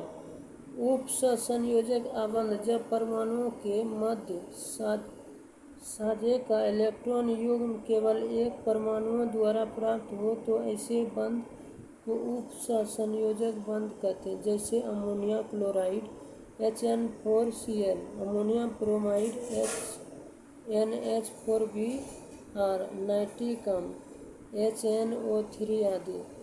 आयनिक बंध जब बंध का निर्माण इलेक्ट्रॉन के हस्तांतरण द्वारा होता है तो उसे आयनिक बंध कहते हैं, जिसे Na++ यानी कि 8 गो क्लोरीन NaCl। आयनिक बंध में आयन आपस में मजबूत विद्युत आकर्षण बल द्वारा जुड़े होते हैं, जिन्हें अलग करने के लिए अत्यधिक ऊष्मीय ऊर्जा की आवश्यकता होती है, अतः आयनिक बंध के क्वथनांक एवं गलनांक उच्च होते हैं। C6H14 के लिए संरचनात्मक समावयव की संख्या क्या होगी? C6H14 के लिए संरचनात्मक समन्वयव की संख्या 5 होगी। समावयवता वे यौगिक जिनके आणविक सूत्र एक ही होते हैं, किंतु उनके अणुओं में परमाणुओं की व्यवस्था भिन्न भिन्न होती है तथा भौतिक एवं रासायनिक गुण भिन्न होते हैं, समावयवी कहलाते हैं, और ऐसी घटना समावयवता कहलाती है। एग्जाम्पल जैसे नॉर्मल ब्यूटेन, आइसोब्यूटेन दोनों का आणविक सूत्र C4H10 ही होता है। समावयवता का वर्गीकरण 2 प्रमुख वर्गों में किया गया है। संरचनात्मक समावयवता कार्बनिक यौगिक की संरचना में अंतर होने के कारण संरचनात्मक समावयवता की घटना पाई जाती है। त्रिविमीय समावयवता कार्बनिक यौगिकों के अणुओं में उपस्थित परमाणुओं एवं मूलकों के अंतरिक्ष में विन्यास की विभिन्नता के कारण त्रिविमीय समावयवता की घटना पाई जाती है।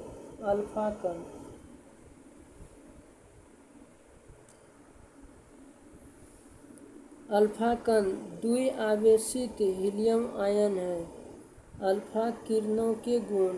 ये किरणें विद्युत क्षेत्र तथा चुंबकीय क्षेत्र में विक्षेपित हो जाती है, जिससे पता चलता है कि अल्फा किरणें धनावेशित कणों से मिलकर बनती है। अल्फा कणों पर इलेक्ट्रॉन के आवेश का दुगुना धन आवेश 2e होता है। इसका द्रव्यमान हीलियम के परमाणु के द्रव्यमान के बराबर होती है। इसे He42 द्वारा दर्शाया जाता है। इन कणों में 2 प्रोटॉन तथा 2 न्यूट्रॉन होता है। अल्फा किरणें जब किसी गैस से होकर गुजरती है तो तीव्र आयनीकरण करती है। अल्फा कणें फोटोग्राफी प्लेट पर प्रभाव डालती है। अल्फा किरणों के कणों का चाल प्रकाश की चाल से काफ़ी कम यानी 1/10 भाग होता है। अल्फा कणों की बंधन क्षमता बहुत कम होता है। धातु की पत्तियों से गुजरने पर इन कणों का प्रकीर्णन हो जाता है। गामा किरण के गुण। गामा किरणें विद्युत चुम्बकीय तरंगें होती है। ये किरणें प्रकाश की चाल से गमन करती है। वेधन क्षमता बहुत अधिक होती है। ये बिना आवेशित हुए लोहे की 3 सेंटीमीटर मोटी चादर के पार निकल जाती है। गामा किरणों की उत्पत्ति एक नाभिकीय गुण है। ये किरणें धातु पृष्ठ पर आपतित होकर फोटो इलेक्ट्रॉन उत्सर्जित करती है। बीटा किरण यानी कि बीटा किरण के गुण। ये किरणें प्रायः ऋणावेशित कणों से मिलकर बनती है। ये किरणें फोटोग्राफी प्लेटों को सबसे अधिक प्रभावित करती है। बीटा किरणें तीव्र चाल से गतिशील इलेक्ट्रॉनों और कमी पॉजिट्रॉनों के प्रभाव है। बीटा किरणें चुंबकीय तथा विद्युत क्षेत्र में विक्षेपित हो जाता है। वह फील्ड की तालिका टेबल में रिकॉर्ड्स को विशिष्ट रूप से पहचानती है, उसे कहा जाता है। प्राइमरी की फील्ड की तालिका टेबल में रिकॉर्ड्स को विशिष्ट रूप से पहचानती है। कंप्यूटर में इनपुट प्रोसेसिंग व आउटपुट डिवाइसों को जोड़ने का कार्य कौन करता है?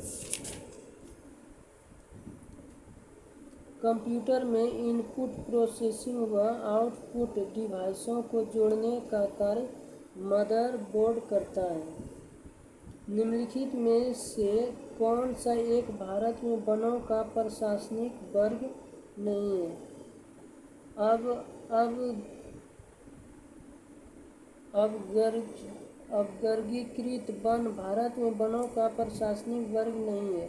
राष्ट्रीय वन नीति 1952 के अनुसार भारतीय वनों को मुख्यतः 4 वर्गों में वर्गीकृत किया गया है। संरक्षित वन पारिस्थितिक तंत्र बनाए रखने हेतु राष्ट्रीय वन ऐसे वन जिनका उपयोग आर्थिक गतिविधियों में किया जा सके। ग्राम वन या राज्य वन ग्रामीण क्षेत्र की ज़रूरतों की पूर्ति करने वाला वन। वृक्ष भूमि इन्हें वनों के बाहर वृक्ष या टॉप कहा जाता है। भारतीय नौसेना एवं भारतीय वायुसेना में अप्रैल 2024 में शामिल मिसाइल का नाम किया गया है। भारतीय नौसेना एवं भारतीय वायुसेना में अप्रैल 2024 में रैमजे मिसाइल को शामिल किया गया। रैमजे एक लंबी दूरी की हवा से सतह पर मार करने वाली मिसाइल है जिसे इजराइल एरोस्पेस इंडस्ट्रीज और इजराइल मिलिट्री इंडस्ट्रीज सिस्टम्स द्वारा विकसित किया गया है। कामिकेज मानव रहित विमान है। इसे आत्मघाती ड्रोन भी कहा जाता है। इसका निर्माण अमेरिका द्वारा किया गया है। हाल ही में अमेरिका ने यूक्रेन को इस ड्रोन को रूस के खिलाफ इस्तेमाल हेतु दिया है। The conspiracy to out me from the presidency नामक पुस्तक डैश के लेखक है। The conspiracy to out me from the presidency नामक पुस्तक के लेखक गोटबाया राजपक्षे हैं। यानी कि अन्य महत्वपूर्ण पुस्तकें उनके पुस्तक लेखक basic structure and Republic PS Sreedharan Pillai, एक समंदर मेरे अंदर doctor Sanjeev Kumar Joshi, Neeraj Chopra the man who, Norris Pritam, main history, Neeraj Chopra the man who, main history, Norris Pritam, artificial intelligence and national security, Amit Sinha एवं विजय शिवराम खरे, मनोज वाजपेयी कुछ पाने की जिद, पीयूष पांडे। फ्रांस के सर्वोच्च नागरिक सम्मान से वर्ष 2024 में किसे सम्मानित किया गया? फ्रांस के सर्वोच्च नागरिक सम्मान से 2024 में राशि थरूर को सम्मानित किया गया।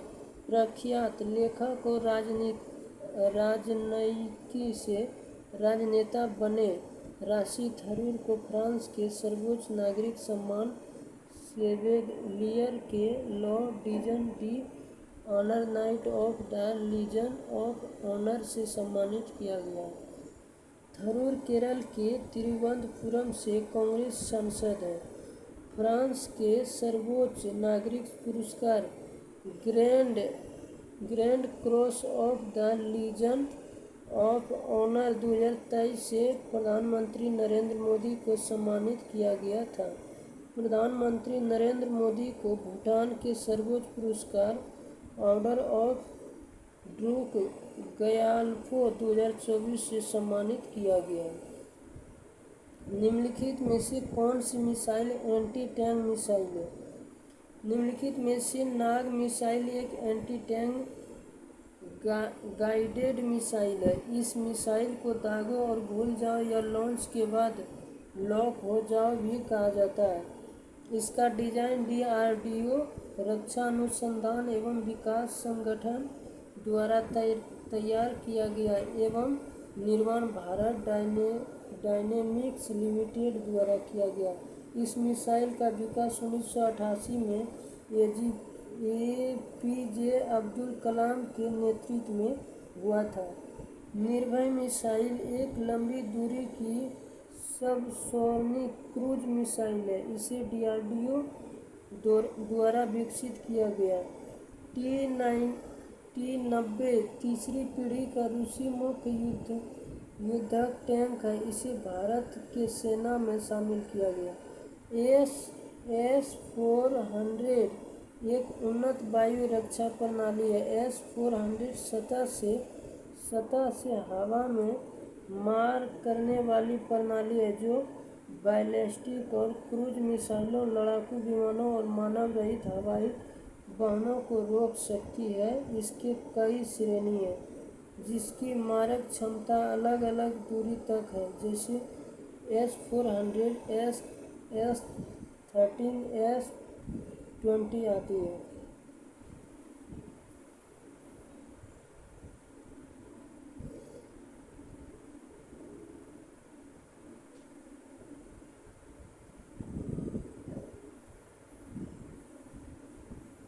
लाइकेन मॉस हमारे लिए अपने अगणित गुणों के कारण बड़े उपयोगी है। ये वनस्पति और उचित भूमि निर्माण के आविष्कार करता है।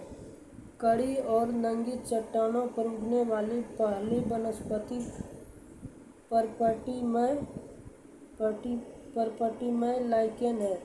पर्पटीय लाइकेन अपने द्वारा निर्मित अम्लों की सहायता से चट्टानों के लावों को अपने अपशिष्ट के साथ मिलाकर एक प्रकार की मिट्टी बनाते हैं। एक चटकीला नीला रंग ऑर्किल, रॉकसेला और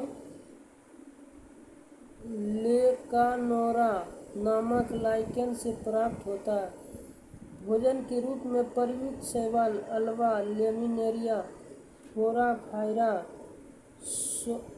सरगासन, नॉनस्टॉक आदि। औषधि बनाने में प्रयुक्त शैवाल क्लोरेला से क्लोरेलिन नामक प्रतिजैविक एवं लिमिनेरिया से टिंचर आयोडीन बनाई जाती है। मृदा को अनवीकरणीय संसाधन भी कहा जाता है। वनस्पतियों, वृक्ष, झाड़ियों, घास तथा काई मॉस आदि के पत्तों तथा जड़ों के सड़ने से ह्यूमस का निर्माण होता है जो मृदा की उर्वरता बढ़ाने के साथ साथ ह्यूमस का निर्माण करते हैं, जो मृदा की उर्वरता बढ़ाने के साथ साथ मृदा के विकास में भी सहायक होता है। नारियल का ऊपरी भाग छिलका किस प्रकार के ऊतक से बना होता है?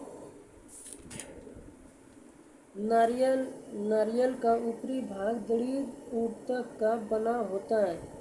दृढ़ ऊतक की कोशिकाएं मृत, लंबी, संकरी तथा दोनों सिरों पर नुकीली होती है। इसमें जीव द्रव नहीं पाया जाता एवं इनकी भित्ति लिग्निन के जमाव के कारण मोटी हो जाती है। दृढ़ ऊतक पौधे के तना, पत्तियों के सिरा, फलों तथा बीजों के बीजावरण में पाए जाते हैं। जिन पौधों से रेशा प्राप्त होता है उनमें यह ऊतक प्रचुर मात्रा में पाया जाता है। यह पौधों को यांत्रिक सहारा प्रदान करता है तथा उन्हें दृढ़ एवं लचीला बनाता है। दृढ़ ऊतक एक सरल अस्थायी ऊतक है। सरल अस्थायी ऊतक को 3 वर्गों में वर्गीकृत किया गया है: मृदूतक, स्थूलकोण ऊतक और दृढ़ ऊतक। पादप ऊतक को निम्नलिखित रूपों में वर्गीकृत किया जाता है। पृथ्वी का कौन सा भाग महाजैव विविधता वाले क्षेत्र के रूप में जाना जाता है? कर्क रेखा के उष्णकटिबंधीय क्षेत्र और मकर रेखा के उष्णकटिबंधीय क्षेत्र के बीच में महाजैव विविधता क्षेत्र स्थित है। सर्वाधिक जैव विविधता उष्णकटिबंधीय वर्षा वनों में पाई जाती है। इन क्षेत्रों का विस्तार 10 डिग्री से उत्तरी तथा 10 डिग्री दक्षिणी अक्षांशों के मध्य पाया जाता है। जैव विविधता शब्द एडवर्ड विल्सन द्वारा दिया गया। जैव विविधता का संरक्षण जैव विविधता का संरक्षण स्वास्थ्य एवं बाह्य स्थानीय दो विधियों द्वारा से किया जाता है। नॉर्मन मायर्स ने सबसे पहले 1988 ईस्वी में बायोडायवर्सिटी हॉटस्पॉट्स शब्द का प्रयोग किया था। विश्व में 36 जैव विविधता हॉटस्पॉट क्षेत्र है। इसमें से 4 हॉटस्पॉट क्षेत्र भारत में स्थित है, जैसे हिमालय क्षेत्र, इंडो बर्मा क्षेत्र, पश्चिमी घाट, सुंडालैंड।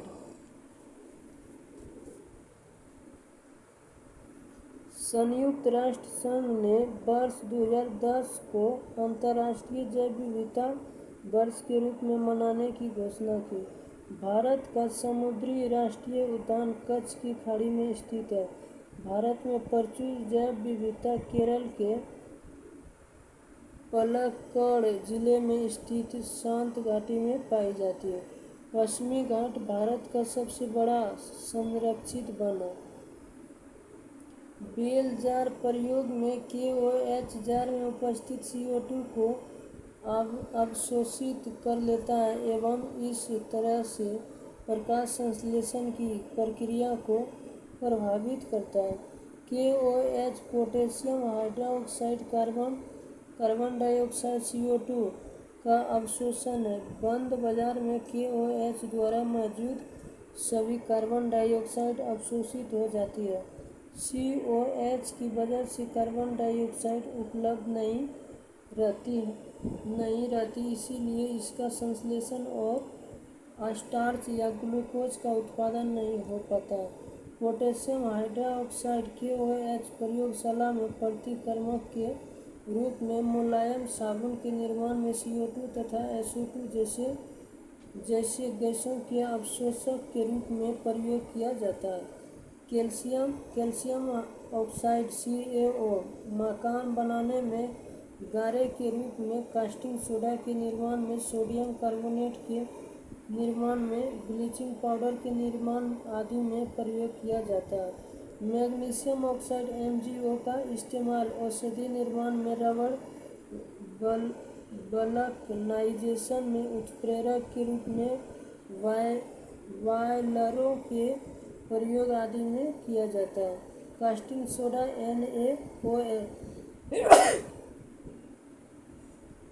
सोडा NaOH का इस्तेमाल साबुन बनाने में, पेट्रोलियम के शुद्धिकरण में, कपड़ा एवं कागज बनाने में, दवा निर्माण में, घरों एवं कारखानों को साफ करने में किया जाता है।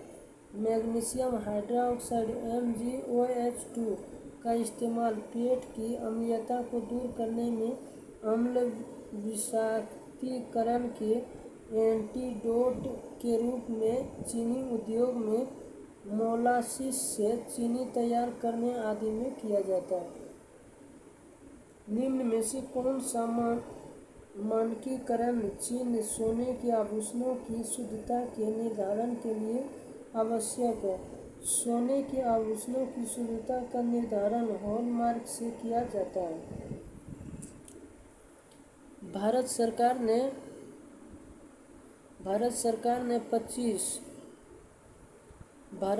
ने 25 जून 2021 से सोने के आभूषण और कलाकृतियों की हॉलमार्किंग अनिवार्य कर दी गई है। एक मार्क यह भारत में कृषि उत्पादों पर कार्यरत एक प्रमाणन चिन्ह है। यह कृषि उत्पाद ग्रेडिंग और मार्किंग अधिनियम 1937 के तहत प्रदान किया गया गुणवत्ता चिन्ह है। एक मार्क कृषि विपणन का संक्षिप्त नाम है। चावल, आटा, दाल, बिस्कुट, तेल आदि के पैकेट पर आमतौर पर एक मार्क का चिन्ह लगाया जाता है। केंद्रीय एक मार्क प्रयोगशाला नागपुर, महाराष्ट्र में स्थित है। IASI मार्क यह भारत में औद्योगिक उत्पादों के लिए एक मानक अनुपालन चिन्ह है। इसका फुल फॉर्म है इंडियन स्टैंडर्ड्स इंस्टीट्यूट मार्क। यह चिन्ह ISI भारतीय मानक ब्यूरो द्वारा विकसित भारतीय मानकों का पालन करने वाले उत्पादों को दिया जाता है। ISI मार्क उत्पाद की सुरक्षा और गुणवत्ता सुनिश्चित करता है। ISI मार्क बिजली के उपकरणों जैसे switch, electric motor, wiring, cable, heater, kitchen appliances आदि उत्पादों पर पाया जाता है। भारत में प्रथम जनगणना कौन से वर्ष में हुई? भारत में प्रथम जनगणना कौन से वर्ष में हुई? भारत में प्रथम नियमित जनगणना वर्ष 1881 ईस्वी में हुई। भारत में पहली जनगणना वर्ष 1872 ईस्वी में हुई थी। इस समय वायसराय लॉर्ड मेयो थे। हालांकि पहली पूर्ण नियमित जनगणना साल 1881 में हुई थी और यहीं से नियमित जनगणना की शुरुआत हुई। इस समय वायसराय लॉर्ड रिपन थे।